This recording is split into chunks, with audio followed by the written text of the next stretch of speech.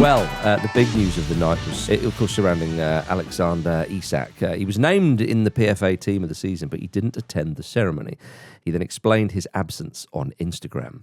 I'm sure a lot of you have seen this, but if you haven't, the statement said this: "I'm proud to be recognised by my fellow professionals with a place in the PFA Premier League team of the season for 2024-2025. First and foremost, I want to thank my teammates and everyone at Newcastle United who has supported me along the way. I'm not at the ceremony tonight. With everything that's going on, it didn't feel right to be there.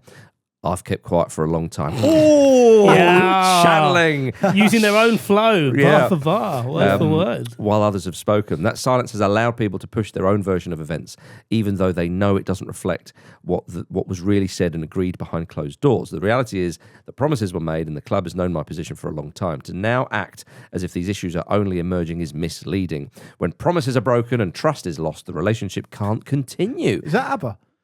Sounds a bit like it. Or Taylor Swift. Yeah. That's where things are for me right now, and why change is in the best interests of everyone, not just myself. Let's be fair, though. Mostly yourself. Yeah. So, I mean, there was chat, wasn't there, with this Isak stuff, that all these ideas, there were promises made and so on and so forth, which people then interpret to be that if a big, or specifically Liverpool, come in for you, then you're free to go. Or there was talk about being offered a bigger contract last summer, wasn't there? That Amanda Staveley apparently had suggested that. Then of course she leaves and other people come in. And there are various different clauses that have, in similar situations have been either literally club specific or competition specific. Yeah. And so there's a lot of speculating about what these promises might be. Indeed. And unless you're there for the chats and you've seen all this sort of stuff, it's very, very difficult to kind of say one way or the other. And indeed, even if you were privy to all this information, it may not be a case of it's 100% this person's fault or 100%. You know how it works. But I don't think anybody can deny that Isak hasn't particularly handled himself very well. I hate a transfer saga unless someone's going to be a hot mess in the middle of it. And this is early signs of Alex Isak being a hot mess. And I think it's only going to intensify as the transfer window closing gets closer and closer. And I can't wait to see what happens next, because Isak put it on Instagram. And then Newcastle responded with an official statement. They did. And which I'm sure you're going to come on to. But on the Isak thing, you say, he's not handling himself very well.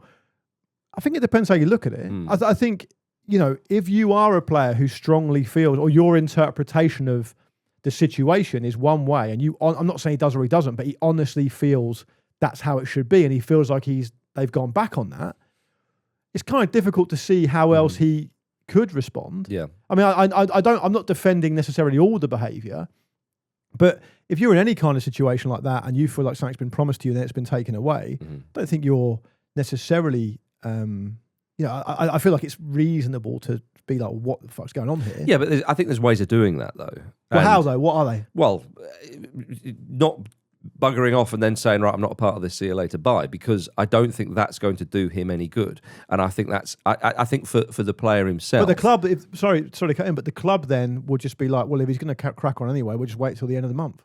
And then he has to stay. Indeed, just wait it out. I think for Isak that this kind of stuff will happen quite a lot in football that you're not privy to, and I think that the way Isak's handling himself, the fans have now turned against him, and he will feel like the whole football world is against him because he's essentially isolated himself. And I understand he's done that because he wants the promises to be actioned upon, or he wants his move, whatever it is. And I just don't think, even if, again, I was privy to the conversations and I thought, actually, I think I'm siding with Isak here. I don't think this kind of behaviour, although understandable, is particularly wise. To me, it feels, I don't know what you feel about it, Vish, but like I talked about it a few weeks ago when I was mentioning the Man United players who clearly feel like they're surplus to requirements, Garnacho and one or two others.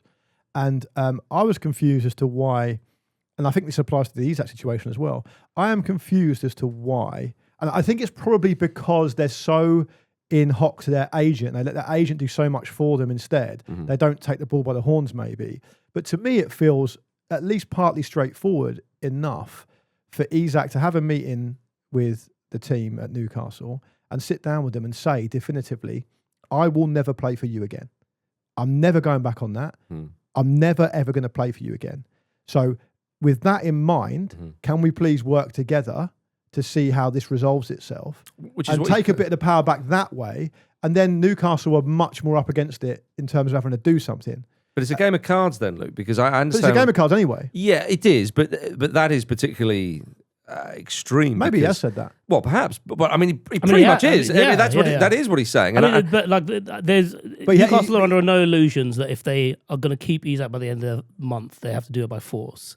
And he's under no illusions that if he wants to leave, he has to do it by force. Well, yeah. And I thought actually him not attending the PFA Awards, which was flagged, I think maybe 24 hours before the actual event. Yeah.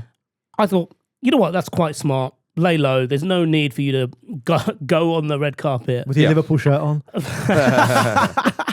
I don't give a damn. Little red pocket square. There's no reason to go on the red carpet and give even like a 2-minute quote that's going to skew you further. Mm-hmm. And then he releases that statement. It's like, oh, what have you done? No one is asking for a comment from someone who's made Team of the Year. Mm-hmm.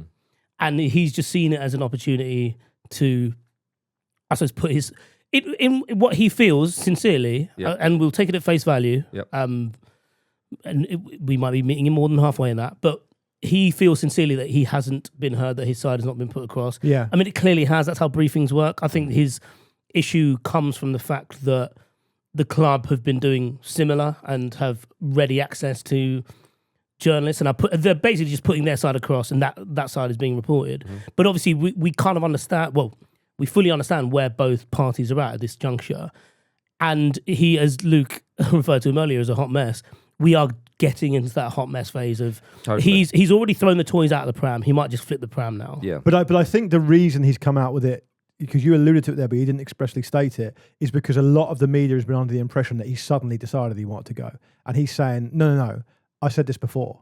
Because on this show a few weeks ago, I think it was Jim said... Saying he's left it late. Yeah, why has he left it so late? So he wants to put that record straight and say, actually, right. I've been saying this for a while and I've been respectful. I've not come out and said it publicly, but we all know that I wanted to move. And then Liverpool's sitting there rubbing their hands because they've already put a bid in for him. It's been rejected. There's reports that they may up that by 10 million and Newcastle want 150 million. But they're probably not going to feel like they have to up it too much because it's an absolute dumpster fire. Well, it is. Something's got to give, and it doesn't have to be us. Well, the Newcastle statement, which I'll kind of just go through quickly here, they said, Alex remains under contract. No commitment has ever been made by a club official that he can leave Newcastle United this summer. We want to keep our best players, obviously, and as explained to Alex and his representatives, must always take into account the consideration of the best interests of Newcastle United, the team and the supporters in all decisions, and we've been clear that conditions of a sale this summer have not transpired. We do not foresee those conditions being met. This is a proud football club with proud traditions. We strive to retain our family feel. Alex remains part of our family and will be welcome back when he is ready to rejoin his teammates. Now, it's easy for the club in one sense to kind of say that, but the club are aware of, obviously, of this situation. Newcastle United fans will see that, and once again, all the ill feeling and all the negativity is then shoved on to the player. And that's why, whatever you may believe, Isak, to me, has made himself a bit of an outcast now. And has attracted an enormous amount of, let's say, unwanted attention. He will have his reasons for that, and again, I understand it, but I just don't think that is good for an individual to have all this. The problem is if indeed the window shuts, what is he going to do? I'm not going to play football. Well, that doesn't serve him well either. He's not going to play till January, I guess. And also, I mean, as it is at the moment, is a little factor in that, even if he does go, because he's not going to be match fit at the moment. Because he's not been playing and that's what I mean. So to me, this is just all incredibly unfortunate and regrettable stuff. I bloody love it. And I'm telling you, I'm really enjoying it. It's good for the ramble, etc., etc. Yeah, exactly. So more of this. I'm going to have a fist fight with it. No, I don't. I'm against transfer sagas when they're boring, and I'm for it. Well, this has been ramped up, but look, with I mean, again, there are different ways of doing this. Now, I understand. Every situation and every player should be taken on a case-by-case basis. But I always go back to João Palhinha when he played for Fulham. And he went to Munich. He held up the Bayern Munich jersey. He was pictured in it. And the conditions were, if we can find a replacement for you, then fine, you can go. And there he was, holding up the jersey, photos taken, all the rest of it. And then the club said, really sorry, but we haven't found a replacement, so back you come, big boy. And what did he do? He came back, he put in a hell of a shift, and he got his move to Spurs. He got a loan move to Spurs. Isak. Yeah, exactly. So... Yeah, all's well that ends well. Yes, indeed. Yeah. Indeed.